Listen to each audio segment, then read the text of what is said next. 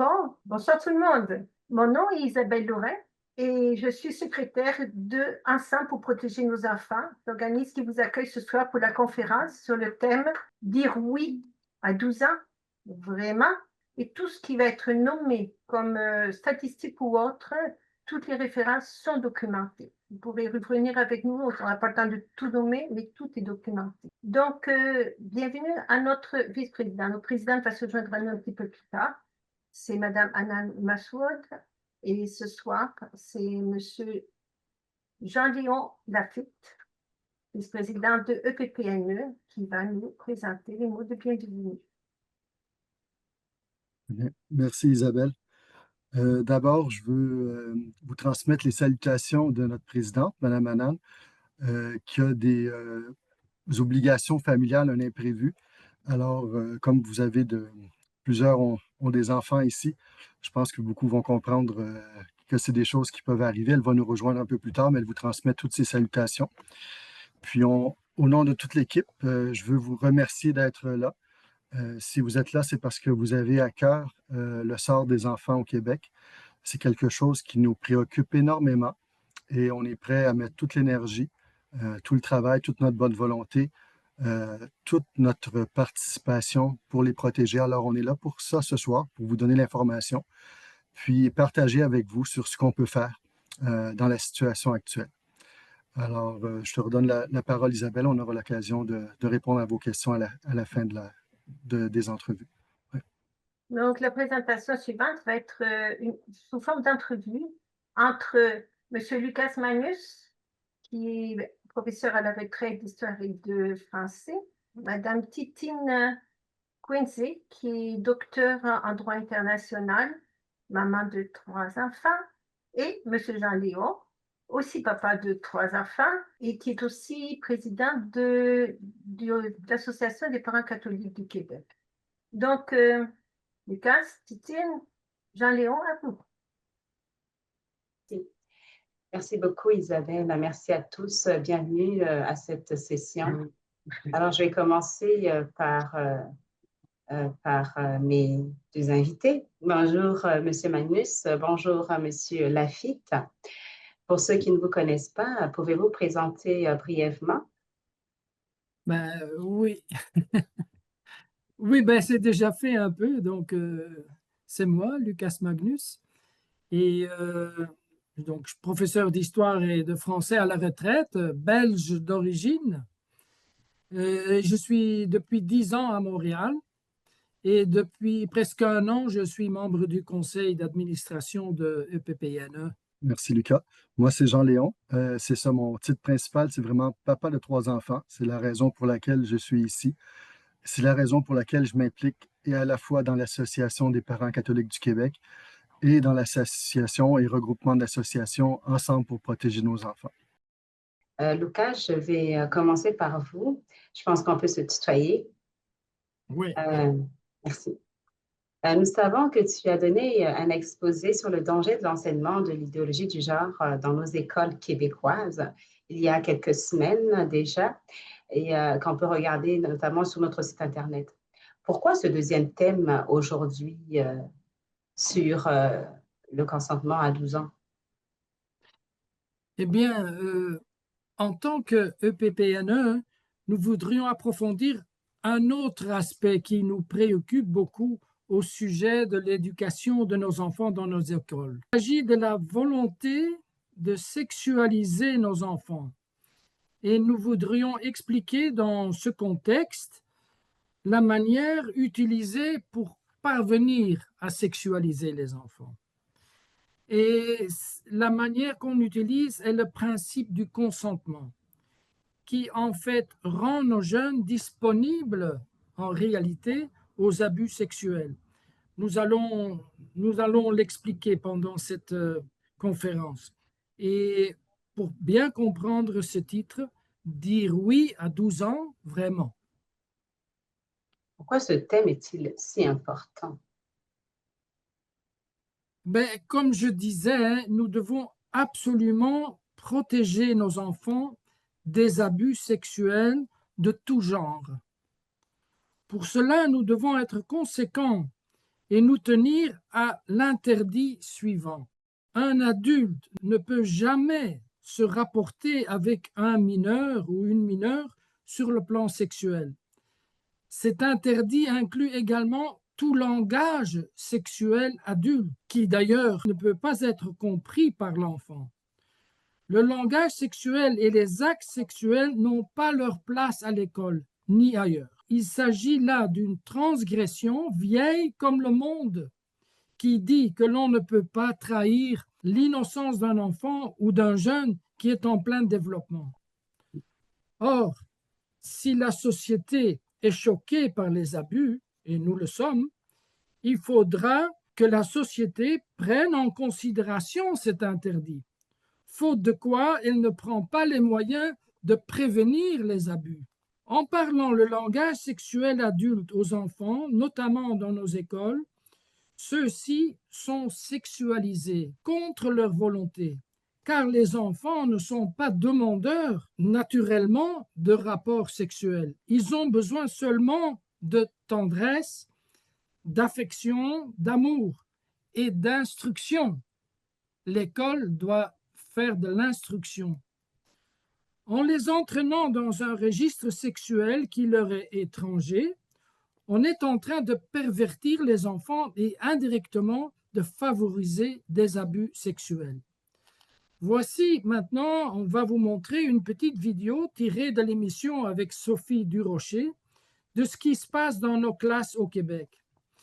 Cette petite vidéo est suivie par une explication de la vice-présidente de l'association française Maman Louve. Et dans cette interview, Christelle Cornet explique qu'employer un langage de sexualité adulte à nos enfants dans le cadre scolaire est inapproprié et peut avoir des conséquences graves. On nous a parlé par exemple d'un livre qui s'appelle « Le coq qui voulait devenir une poule ». Le deuxième livre, si je puis me permettre, le deuxième livre, c'est vraiment un livre beaucoup plus... bon, le premier, c'est une fable, mais le deuxième, ça s'appelle « Sexe, ce drôle de mot ». Et c'est un livre qui est supposément pour des enfants de 8 à 12 ans. Et c'est un livre d'éducation sexuelle. Oui, 68, je pense. Eh bien, nous avons un petit garçon qui a une érection au lit, d'accord, on le sait. Et nous avons une petite fille qui se masturbe joyeusement sous un arbre dans ce qui semble être un parc. En réalité, la seule chose qui devrait être expliquée aux enfants, c'est très simple. Ton corps, c'est ton corps. Personne ne doit le toucher. Tu n'as pas de sexualité. Voilà ce qu'on doit apprendre aux enfants. Et ça, en fait, n'importe quel parent, n'importe quel même enseignant est en mesure de le dire avec des mots d'enfant. En revanche, éduquer sexuellement les enfants, je pense que les parents doivent se poser la question de la légitimité de cette éducation. Et je rebondis pour faire un petit état des lieux de ce qui se passe à l'étranger, au niveau européen. Il y a bien des pays qui ont refusé cette éducation, qui s'est mobilisé et qui a dit non, on n'éduquera pas les enfants à la sexualité. On ne les éduquera pas à la sexualisation. Préserver l'innocence des enfants.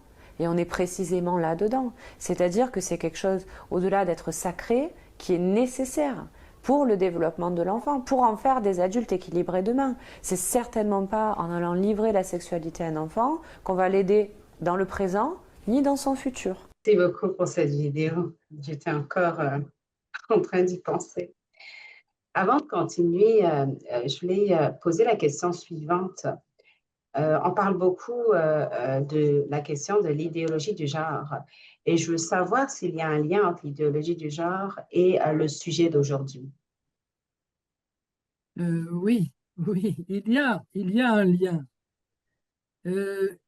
S'il est vrai que l'idéologie du genre que nous avons traitée dans notre exposé il y a quelques semaines est un élément important et nocif dans l'ensemble de l'éducation sexuelle dans nos écoles, il n'est pas la seule idéologie qui nuit à nos enfants. En réalité, dans l'éducation sexuelle de nos enfants, l'enseignement de l'idéologie du genre est accompagné d'une autre idéologie dont on parle peut-être moins, mais qui est aussi dangereuse que la première, sinon plus dangereuse encore. Il s'agit de l'idéologie de la sexualisation infantile. Quelle est cette idéologie de la sexualisation infantile et quel en est le danger? Alors, la théorie de la sexualisation infantile affirme que les enfants, dès leur naissance, ont une sexualité active.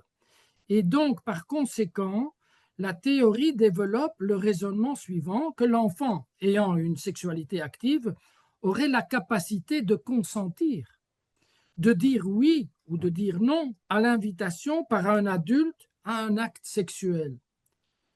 Mais plus fou encore, cette théorie suppose aussi que cet enfant ait aussi la maturité psychologique pour dire oui ou non à un adulte. Or, l'enfant, nous le savons, n'est pas un adulte. Et par sa nature même, l'enfant reconnaît la supériorité de l'adulte. Ils ne sont pas en égalité. Il sait que l'adulte, lui, est supérieur en intelligence, en maturité. Et c'est pour cela qu'il lui fait pleinement confiance. Comme quoi l'enfant est forcément une victime facile devant un abuseur adulte. Merci, Lucas, de nous clarifier cette question importante de l'idéologie de la sexualisation. Mais quel est alors le lien entre l'idéologie de la sexualisation infantile et l'idéologie du genre? Oui, vous faites bien de me reposer la question. En fait, le lien, c'est ceci. Les deux idéologies donnent une responsabilité à l'enfant qu'il est incapable de prendre. Dans le cas de l'idéologie du genre, on demande à l'enfant de s'autodéterminer lorsqu'il n'a pas encore la capacité psychologique de le faire. Et dans le cas de l'idéologie de la sexualisation infantile, on responsabilise l'enfant de consentir ou non à un acte sexuel dont il ne connaît pas encore la portée, puisqu'il n'a pas encore de vie sexuelle et il est immature psychologiquement pour le faire. OK. Donc, je comprends qu'en fait, les deux idéologies, celle du genre et celle de la sexualisation infantile, se sont rejointes dans l'espace de nos écoles et qu'elles se renforcent mutuellement. Mais peux-tu nous dire comment cette théorie de la sexualisation infantile a-t-elle vu le jour? Oui, c'est important de connaître l'origine. Je vais vous expliquer l'origine de cette idéologie et nous verrons que dès le début, cette théorie a eu des caractéristiques idéologiques, notamment parce qu'elle est basée sur des méthodes qui se sont avérées non scientifiques et aussi immorales. Cette théorie a été élaborée par un scientifique, biologiste et sexologue américain qui s'appelle Alfred Kinsey. Il a publié cette théorie dans son livre le plus célèbre avec le titre « Le comportement sexuel chez l'homme » qu'il a publié en 1948. Et il est intéressant de savoir que John Money, qui est l'auteur de la théorie du genre, a publié son livre où il explique sa théorie du genre seulement quelques années plus tard. Et donc, John Money connaissait la théorie de Kinsey et d'une certaine façon, il l'a développée. Donc, maintenant, pour revenir à Kinsey, avec son premier livre, il a révolutionné la pensée sur la sexualité de cette époque-là, en prétendant que les enfants avaient une sexualité active dès leur naissance et que l'on pouvait donc établir un rapport sexuel avec eux. Il faut savoir que Kinsey était un pédophile actif déclaré. Ce n'est pas nous qui le disons, c'est lui-même qui le disait. Et donc, il est évident que cette théorie allait justifier son comportement et sa vision des choses. Voilà, on va voir une vidéo qui présente ce personnage controversé.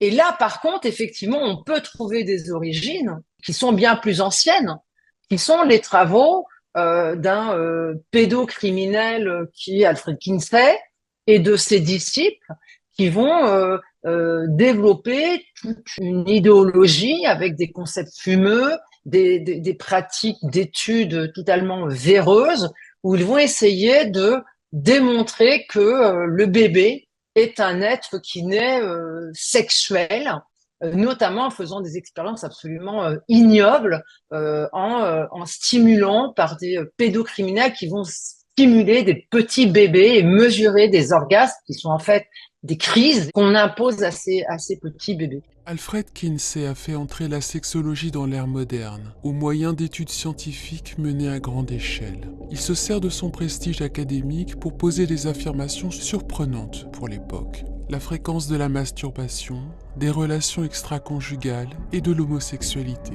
En guerre contre la répression sexuelle, Kinsey a connu énormément de succès auprès de ses contemporains qui se sont servis de ses travaux pour lutter contre l'hypocrisie sexuelle. La partie sombre du travail de Kinsey fut longtemps occultée. Des échantillons biaisés, voire truqués, des délinquants sexuels enrôlés comme cobayes dans les prisons, et surtout le recrutement de pédocriminels pour mener des expériences sur la sexualité infantile directement auprès de leurs enfants. Pour affirmer que le bébé était un être sexuel, Kinsey demande à des pères de masturber leur bébé et d'enregistrer leurs réactions physiologiques de stress, comme autant de preuves scientifiques d'orgasme.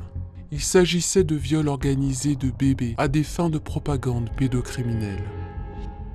Kinsey était un grand malade, adepte des mutilations sexuelles qu'il pratiquait sur lui-même.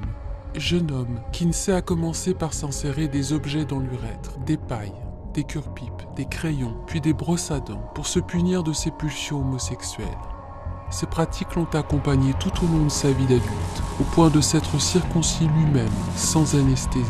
Et Kinsey disait, les jeunes enfants ont besoin, je le cite là, c'est une citation, les jeunes enfants ont besoin de cours d'éducation sexuelle explicites le plus tôt possible, puisqu'ils sont sexuels dès leur naissance. Le plus tôt possible.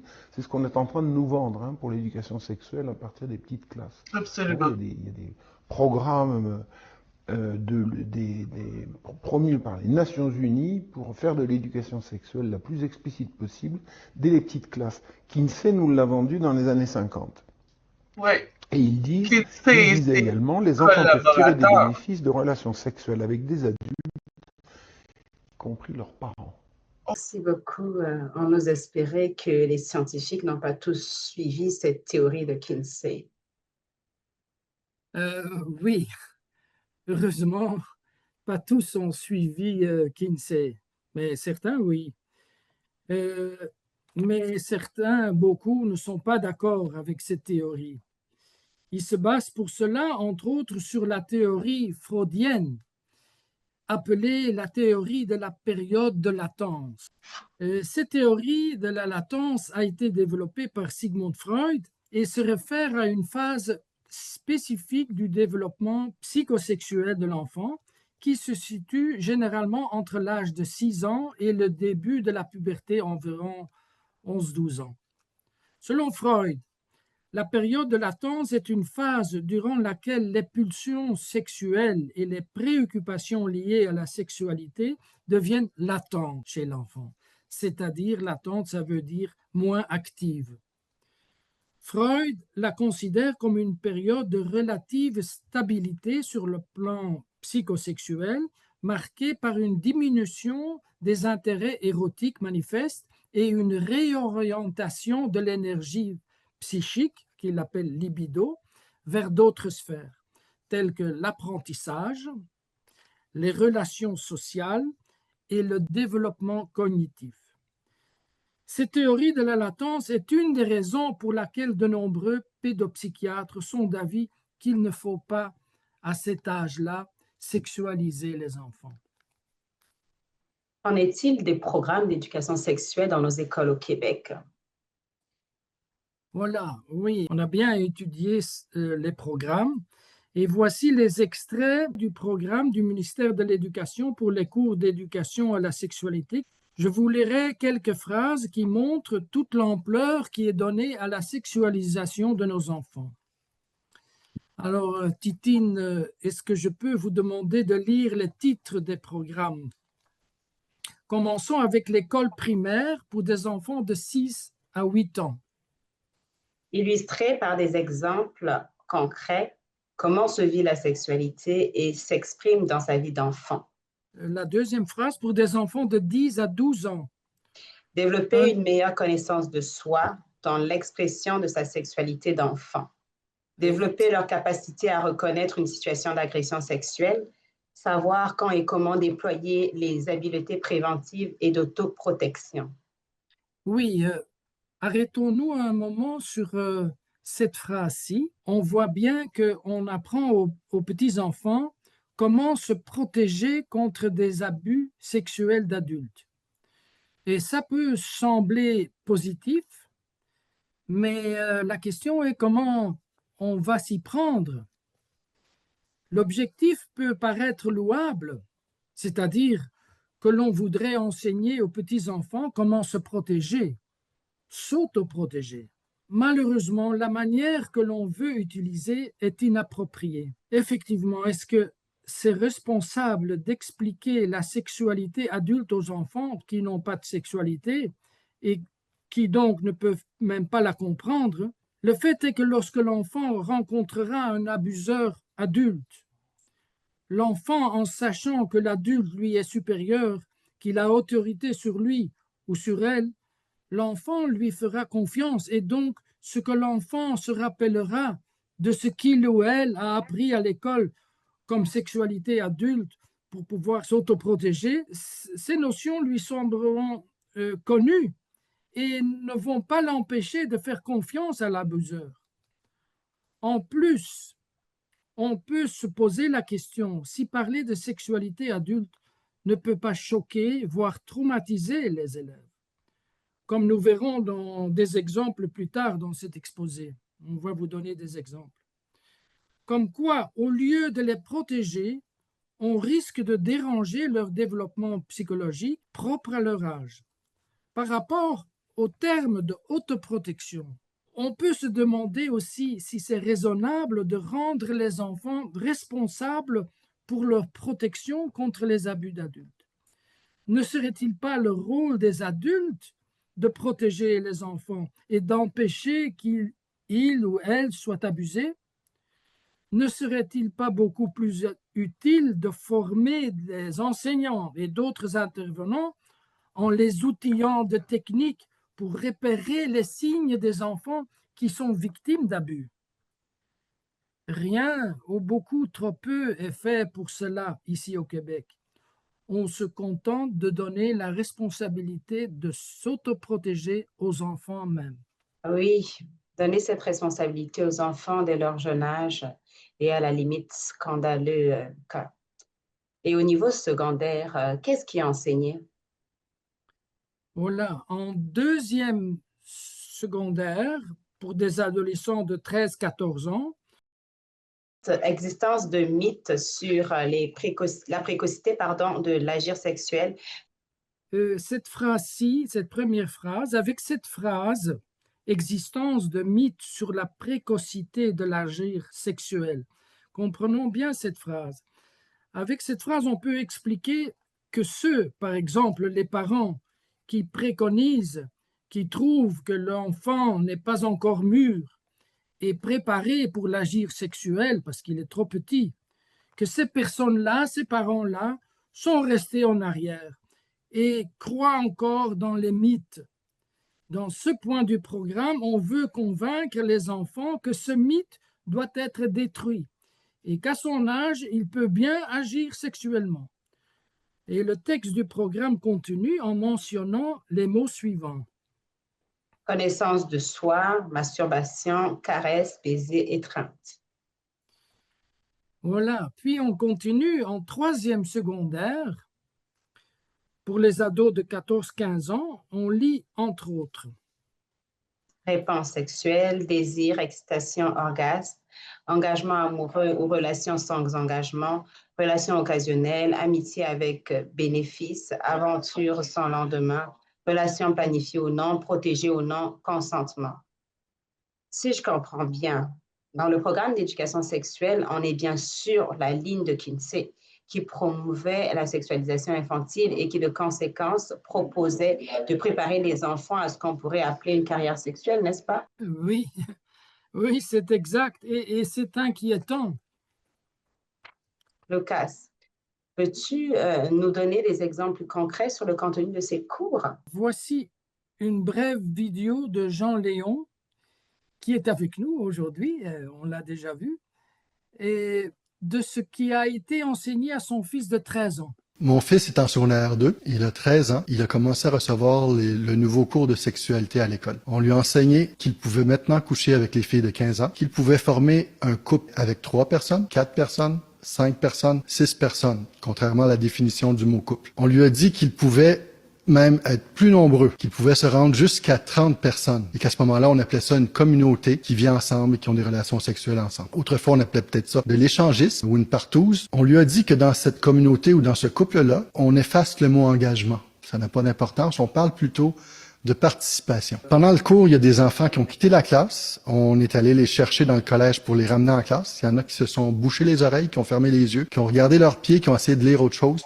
Un deuxième professeur à l'arrière de la classe qui les ramenait à l'ordre. Mon enfant n'ira pas dans ce cours-là tant que je n'aurai pas le contenu exact de ce que le prof enseigne. Et je ne veux plus entendre des folies comme ça qui vont être enseignées à mon enfant. Je disais, je me tourne vers vous, Jean-Léon. J'ai des enfants, moi aussi, et ce qui est arrivé à votre fils m'inquiète beaucoup. Je suis contente que vous puissiez prendre le temps de nous partager aujourd'hui, de nous partager ce qui est arrivé à votre garçon.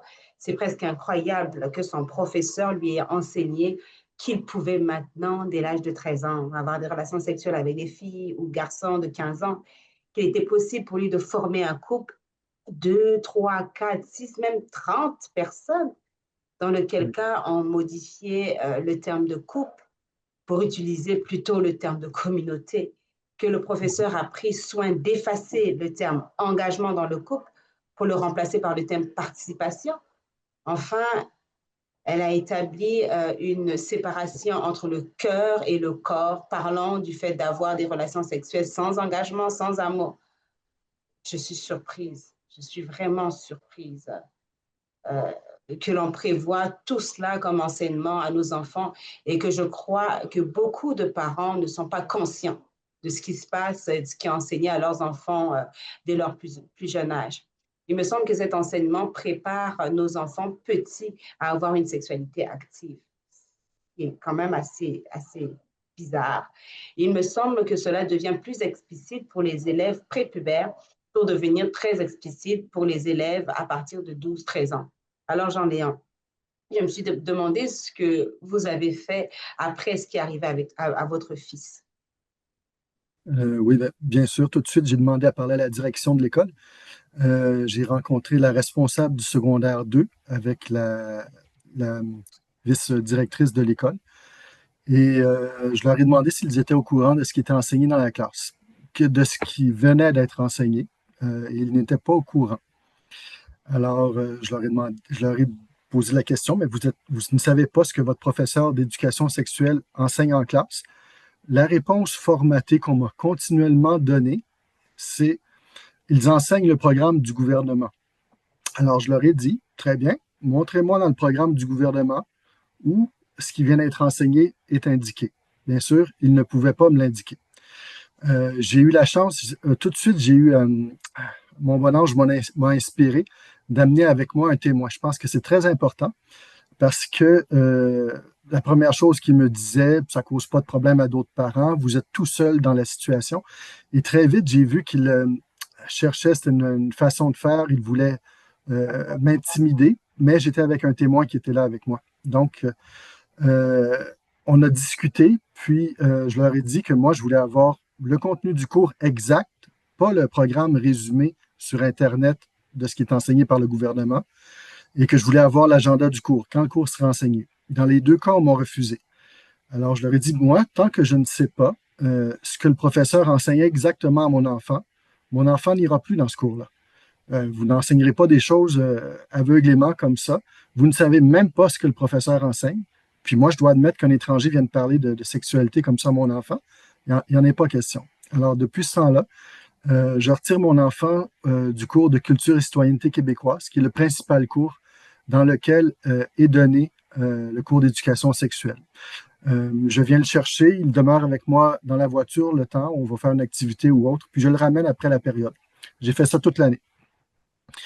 Puis, mais à la fin de cette première rencontre-là, on m'a simplement dit, si vous retirez votre enfant nous enclenchons les procédures et on se reverra la semaine prochaine. Et on m'a laissé là-dessus. Ça, c'est très, très important. La semaine suivante, je suis retourné, mais avec mon avocat. Et j'ai commencé tout de suite avec ça. Alors, mon avocat a commencé en disant, quelles sont les menaces que vous avez proférées contre mon client? De quoi est-ce que vous parlez lorsque vous parlez des mesures que vous allez enclencher? Et là, la première réaction qu'ils ont eue, c'était de dire, c'est pas vrai, on n'a jamais dit ça. Heureusement, j'avais un témoin qui était à côté de moi, qui a corroboré mes dires, et ils se sont rétractés à ce moment-là. Et c'est ça qui... ils ont eu peur à ce moment-là. Ils ont vu que la procédure d'intimidation ne fonctionnait pas parce que mon avocat a dit qu'on était prêt à aller dans n'importe quelle procédure s'il voulait envoyer la DPJ, qu'il connaissait le dossier puis qu'on irait. Alors, ça s'est terminé comme ça et ils n'ont rien fait de plus. Depuis ce temps-là, mon enfant, je le retire du cours, il ne le suit plus. Puis ce qui s'est passé, mais ça, j'en suis content parce que je voulais le faire aussi, c'est que mon enfant va être expulsé du collège où il est présentement. Mais j'ai trouvé une meilleure école pour lui. Puis, je le dis parce que quand même, c'est important. Les professeurs ont nominé mon enfant, toutes les classes, tous les professeurs l'ont nominé. Et il a reçu la médaille d'or du collège, qui est la plus haute médaille pour son année comme élève. Et ils le mettent à la porte. Alors, c'est très ironique. Mais c'est ça. Ce qui était important pour moi dans tout ça, c'était de montrer que de demeurer ferme, poli, mais d'être conscient, on pourra en parler plus tard, que l'autorité, ce n'est pas eux qui l'ont, c'est nous. Et ils ne peuvent rien faire. On agit en tant que tel, on peut retirer nos enfants et ils ne peuvent rien faire pour nous en empêcher. S'ils ne veulent pas coopérer, nous sommes l'éducateur, nous sommes le premier éducateur. C'est reconnu par toutes les chartes internationales. Et comme on en est conscient, on agit en conséquence. Je ne sais pas si je... Oui. Merci beaucoup, Jean-Léon. Ça me donne espoir, mais en même temps, j'ai froid dans le dos quand j'écoute cette situation, ce qui se passe réellement dans nos écoles. Je me tourne vers toi, Lucas. Quelle est ta réaction en écoutant ce qui se passe dans nos écoles et les difficultés que rencontrent les parents à faire entendre leur voix? Ben oui, comme l'a bien expliqué Jean-Léon, c'est inquiétant. C'est très inquiétant. Et nous devons prendre conscience ensemble de cette situation, nous qui sommes ici et tous les parents. Mais force est de constater que dans notre monde occidental, à la suite des études de Kinsey dont on parlait, le phénomène de la sexualisation des enfants, que l'on peut définir comme le processus par lequel on attribue aux enfants des caractéristiques et des rôles sexuels, que cette culture s'est bien développée et a infiltré les instances internationales comme l'ONU et l'agence de l'ONU, l'OMS, Organisation mondiale de la santé. Ces organisations parlent effectivement depuis 1949 dans leurs standards, sont des recommandations qui vont à leurs 193 membres. Presque tous les pays du monde sont membres. Et ils parlent clairement dans ces standards de droits sexuels des enfants qui font partie intégrale des droits de l'homme. Donc, c'est quelque chose de sérieux. Même s'il est vrai qu'il ne s'agit pas de vraies directives, mais de recommandations, les gouvernements et ensuite les ministères, par la suite de l'éducation des pays membres, ont tendance à suivre ces recommandations au niveau mondial. Et voilà la situation dans laquelle nous nous trouvons aussi au Québec et dans bien d'autres pays du monde occidental. Il est clair que cette vision des choses facilite le lien avec les réseaux pornographiques et pédophiles. J'aimerais poser une autre question à Jean-Léon. Est-ce qu'il y a eu d'autres tentatives de parents afin d'éviter ce qui arrive dans nos écoles? En fait, il y a beaucoup de parents qui font ces démarches-là, d'une façon ou d'une autre, pour protéger leur enfant. Et je peux témoigner, pour avoir parlé avec plusieurs d'entre eux, que chacun s'est fait dire la même chose, mais vous êtes le seul parent qui est dérangé par ce cours-là. Alors, il y a toujours une tentative d'isoler le parent pour lui faire croire qu'il est tout seul à être scandalisé par le cours et que tout le monde le trouve normal. Mais beaucoup de parents retirent leurs enfants des classes, font des démarches auprès de la direction, font des plaintes auprès du protecteur de l'élève. Mais non, il y en a beaucoup. Mais toujours, on essaie de les isoler, de faire croire qu'ils sont seuls. Merci beaucoup, Jean-Léon, pour ces explications. J'ai une autre question pour toi, Lucas. Peut-on apprendre des choses de ce qui se passe dans d'autres pays? Oui, on va vous montrer une vidéo avec 2 expertes françaises qui expliquent comment la sexualisation des enfants ne respecte pas leur développement psychologique. Dans une première entrevue, la psychologue clinicienne et thérapeute Marie-Estelle Dupont, qui est auteure de plusieurs livres avec une grande expérience avec des traumatismes d'enfants et adolescents, décrit le danger de la sexualisation des enfants à l'école qui ne tient pas compte de leur développement psychologique. Et dans une deuxième entrevue, Sophie Audugé, ex-déléguée de l'association française SOS Éducation, auteure de livres et d'articles, explique ce que les pédopsychiatres appellent le viol psychique. Les 2 expertes sont d'avis que l'éducation sexuelle proprement dite doit être confiée aux parents et que l'école doit s'occuper de l'instruction en laissant l'éducation proprement dite aux parents.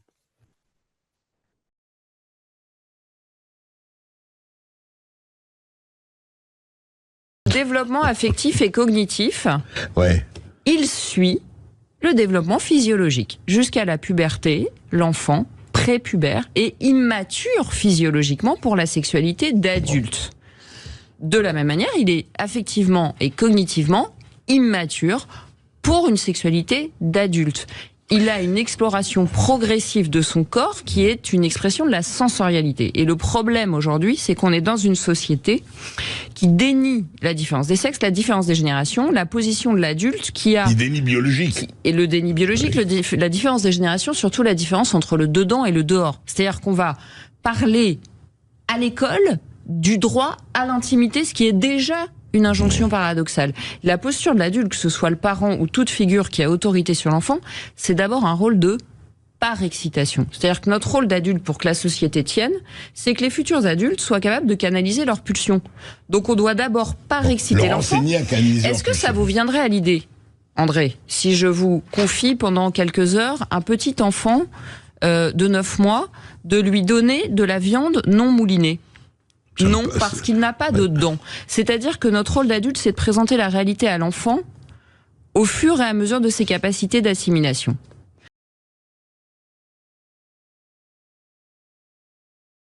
Qu'est-ce que ça veut dire viol psychique? C'est un En terme fait, si qui vous est voulez, fort, c'est un terme qui est utilisé par un certain nombre de pédopsychiatres pour expliquer l'impact traumatique que cela peut avoir sur certains enfants.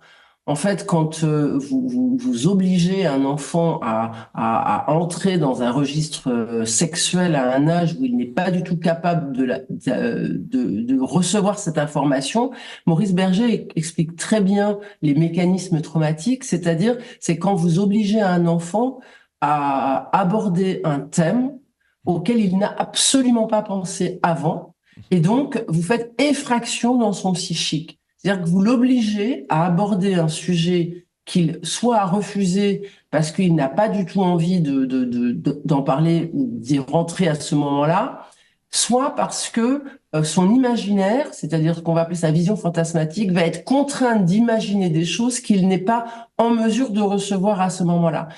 En fait, si vous voulez, l'enfant a un processus de développement qui est très connu, et ce processus de développement va faire que entre, on va dire, 3, 4 et 7 ans, l'enfant va faire sa propre idée sur son origine, c'est ce qu'on va appeler sa vision fantasmatique, et cette propre idée, elle s'installe dans un monde de l'enfance qui est celui de l'imaginaire.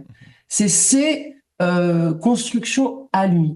Et ces constructions à lui, elles sont très importantes pour l'enfant, pour se construire, pour 2 raisons majeures. Bon, il y en a plein d'autres, je simplifie évidemment à l'extrême, mais pour 2 raisons majeures. La première, c'est qu'en fait, l'enfant entre 3 et 7 ans va gérer des angoisses qui sont de se développer à l'extérieur de sa cellule familiale. Donc, il est inquiet. cette entrée dans le monde extérieur, il va devoir se rassurer. Il va se rassurer justement en créant sa propre vision du monde et en créant des relations qui le rassurent à l'extérieur de la maison, donc notamment à l'école. Et puis, il y a ces constructions sur l'origine de la vie, c'est-à-dire la manière dont il va penser son arrivée au monde, penser la relation de ses parents. Pour l'enfant, son papa et sa maman sont des amoureux pas comme les autres, et il va construire sa propre idée. Et le fait de venir percuter ces idées-là, ces pensées-là, vont obliger l'enfant à rentrer dans une réalité qu'il n'est pas en capacité à la fois d'élaborer cognitivement et même de recevoir lui-même pour regarder le monde qui l'entoure. Et ça, si vous voulez, c'est ce qu'on va appeler effectivement produire une effraction dans le psychisme de l'enfant et donc le terme de viol psychique. Merci beaucoup pour ces 2 vidéos. Lucas, on entend beaucoup parler du principe du consentement qui est enseigné dans nos écoles. On a beaucoup parlé des sexologues dans les écoles, d'enseignement de l'idéologie à la sexualité, mais qu'en est-il du principe de consentement qui est enseigné dans les écoles? Dans les écoles québécoises, dans les programmes d'éducation à la sexualité, le concept de consentement est abordé à partir du cycle 3 du primaire et se poursuit au secondaire. On parle plus explicitement du consentement dans les relations amoureuses et amicales dès la première année du secondaire à 11 et 12 ans. Que veut dire consentement dans la sphère sexuelle? Le principe du consentement est simple. Ce concept dit que pour avoir une relation sexuelle, il faut que les 2 parties soient consentantes, c'est-à-dire qu'elles soient d'accord avec le rapport sexuel qui va avoir lieu. Mais en même temps, ce concept est complexe, car comment comprendre qu'il y a consentement? Est-ce que c'est par des mots ou bien est-ce qu'on consent par un geste, une attitude? Est-ce qu'un sourire suffit pour consentir? Dans des rapports qui sont basés sur l'affectivité et surtout quand c'est des rapports avec des mineurs, avec des enfants, tout peut facilement être mal interprété. OK. Je comprends maintenant que dans la pratique, donner son consentement n'est pas si simple. Mais peux-tu nous expliquer davantage sur le danger de l'enseignement de ce principe? Oui, le problème de l'enseignement du concept de consentement réside dans le fait que le concept peut être interprété d'une manière ambiguë. D'une part, il est clair que parler de consentement aux enfants peut être utile et même nécessaire pour prévenir l'enfant ou l'adolescent contre toute tentative d'attouchement ou d'acte sexuel de la part d'autres personnes. En bref, l'enfant doit être averti contre toute tentative de pédophilie. L'enfant ou l'adolescent doit comprendre l'interdit total de toute intrusion d'adulte au niveau sexuel dans sa vie. En fait, au lieu du principe du consentement, il faudrait enseigner le principe du non-consentement. Mais ce n'est pas ce qui est enseigné dans nos écoles. Car là, on parle de consentement dans le sens que l'enfant pourrait décider de consentir, oui ou non, à une tentative d'abus. C'est fou. Avec ce concept, nous mettons donc nos enfants en grand danger et au lieu de les protéger contre les abus, ce qui serait le but du principe du consentement, on va favoriser en fait la possibilité de l'abus sexuel, puisqu'il amène les élèves à penser que s'il y a consentement des 2 côtés, si lui il consent, alors tout est permis. C'est là que le concept s'avère très dangereux pour le jeune, car il pourra facilement tomber dans le piège des mauvaises intentions de la part d'un pédophile adulte. Étant donné que l'enfant n'a pas encore une vie sexuelle active et que l'adolescent, lui, est encore en plein développement physique, psychologique et affectif par rapport à sa propre sexualité, le jeune en face d'un adulte pédophile, que ce soit un membre de sa famille ou autre, est dans la position d'accorder une confiance presque totale vis-à-vis de ce qu'un adulte ami ou en position d'autorité lui propose. Le ou la mineure, devant l'invitation d'un adulte à passer à des actes sexuels, n'ayant pas encore une sexualité active, est ignorant de ce qui va se passer. Il est inconscient des intentions réelles de son agresseur et des conséquences négatives qu'il pourra en subir. Il est bien connu que les prédateurs pédophiles, afin de pouvoir arriver à leur but, apprivoisent d'abord les enfants et adolescents en gagnant leur confiance par une empathie et une gentillesse pervertie. La tragédie dans tout cela est que le jeune, dans son innocence, n'a pas la capacité de se rendre compte des intentions perverses de l'abuseur et n'a donc pas la possibilité de s'y opposer. En réalité, le jeune est totalement livré à son abuseur, même s'il lui est accordé par son soi-disant consentement. Le drame est qu'il se rendra compte bien plus tard, trop tard, des conséquences néfastes et traumatiques qu'il ou elle aura à subir durant le reste de sa vie. Voici ce que en dit Christelle Commet, vice-présidente des Mamans Louvre en France.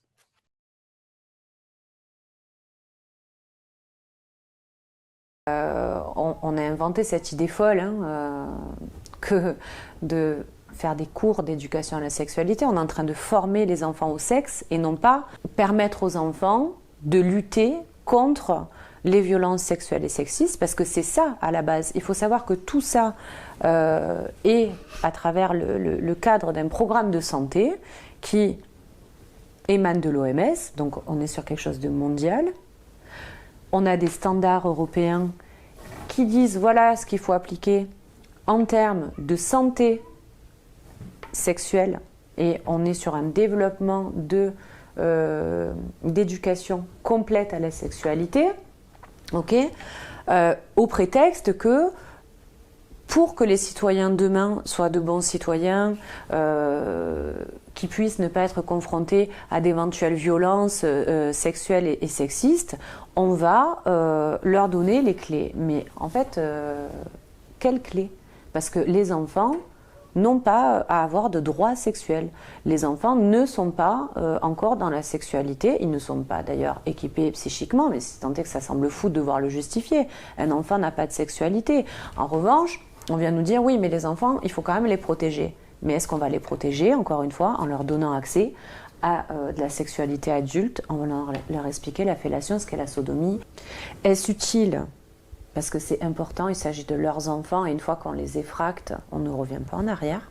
Il y a des conséquences traumatiques. Est-ce qu'on a besoin de livrer la sexualité adulte à des enfants pour les protéger censément des violences sexuelles?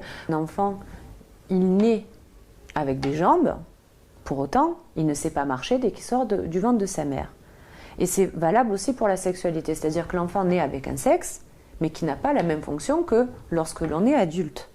Et ce qu'on est en train de dire, c'est que, au prétexte qu'ils sont, vous le disiez justement tout à l'heure, confrontés de plus en plus tôt à de la pornographie, confrontés à l'extérieur à des pédocriminels. Et ce n'est pas parce qu'on va leur expliquer la sexualité adulte qu'on va les protéger. Au contraire, on est en train de banaliser, de normaliser la sexualité adulte alors qu'ils ne sont pas capables déjà de la comprendre.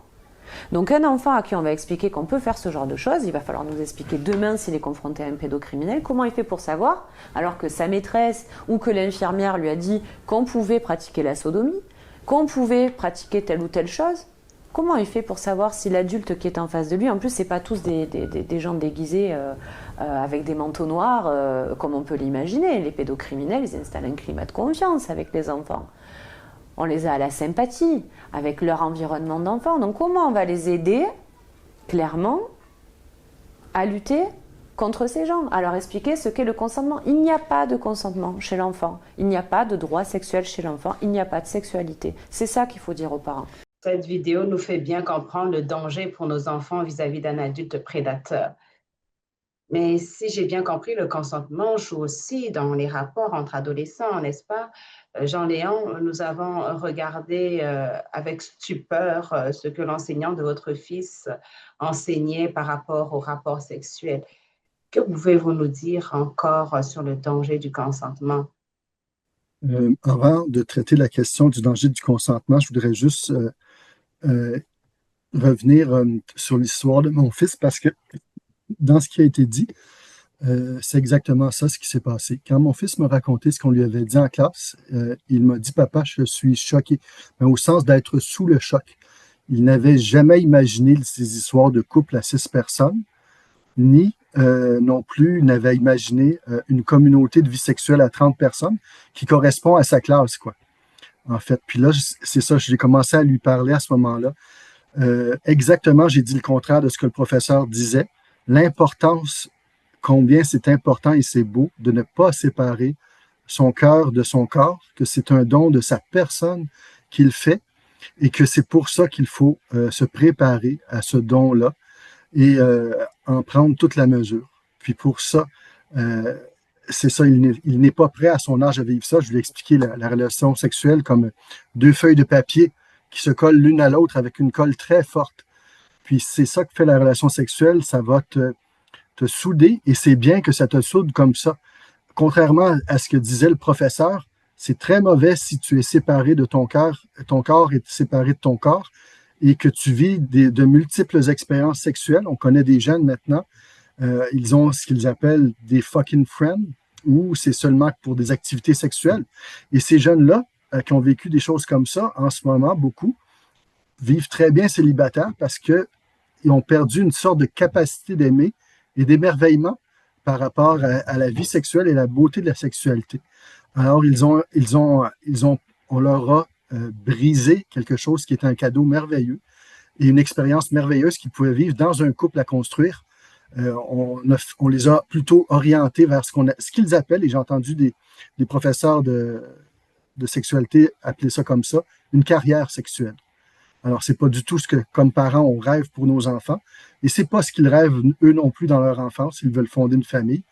Alors, c'est un peu ça. Je voulais le préparer plutôt pour contrer un peu cette approche-là. Puis lui dire justement, non, on va te préparer à vivre un vrai don de toi dans un engagement qui va te protéger vraiment et va protéger l'autre. C'est justement ça. On ne peut pas avoir d'amour sans responsabilité. Puis à cet âge-là, ils ne peuvent pas être responsables, ils ne savent pas c'est quoi la vie, ils ne peuvent pas prendre soin de l'autre. Alors, ils ne sont pas prêts à avoir une vie sexuelle comme ce qu'on veut leur faire croire qu'ils peuvent vivre. Alors, c'est tout ça. Alors, pour la question du consentement, on peut dire que le consentement, ça banalise l'acte sexuel, puis ça présente les relations sexuelles seulement sous l'angle du plaisir, puis sans considérer l'aspect d'un acte conscient qui engage une responsabilité pour soi-même et pour l'autre. C'est ça, c'est vraiment quelque chose d'irresponsable de la façon dont c'est présenté. Quand le jeune est en train de découvrir sa personnalité, il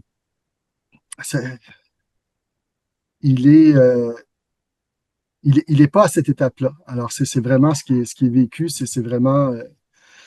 c'est quelque chose de dommageable pour lui. Je ne sais pas comment je pourrais le dire autrement, mais c'est vraiment ça. Alors, on veut qu'il prenne le temps de mûrir, de devenir un adulte responsable. Et à ce moment-là, il sera capable d'avoir une vraie relation avec une personne où il va y avoir amour et responsabilité.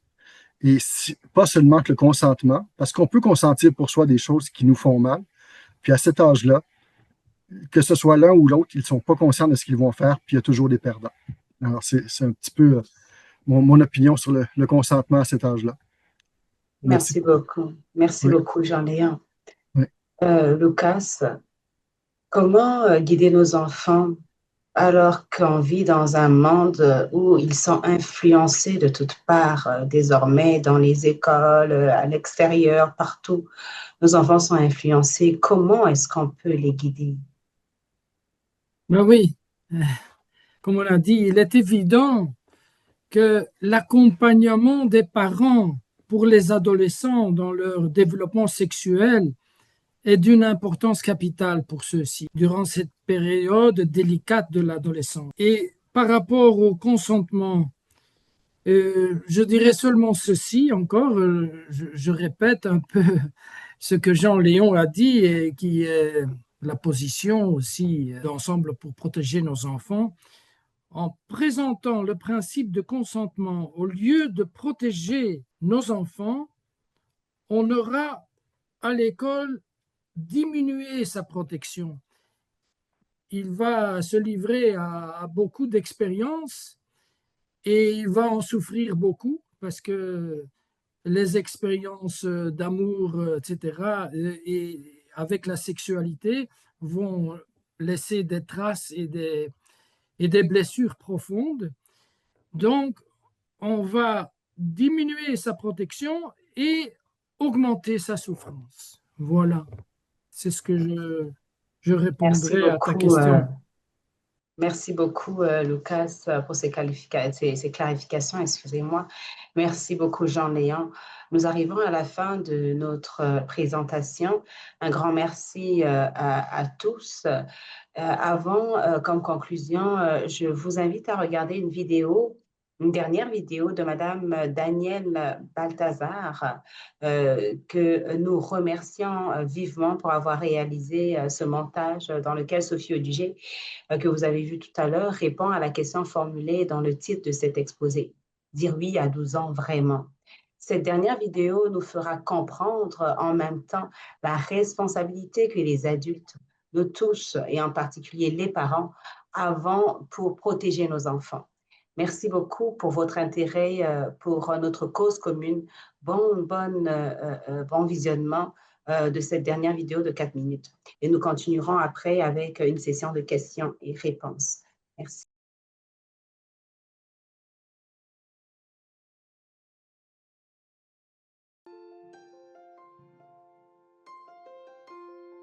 On est très clair, et je reviens justement par rapport à votre question sur le consentement, c'est-à-dire que nous, on considère que l'enfant n'a pas à consentir.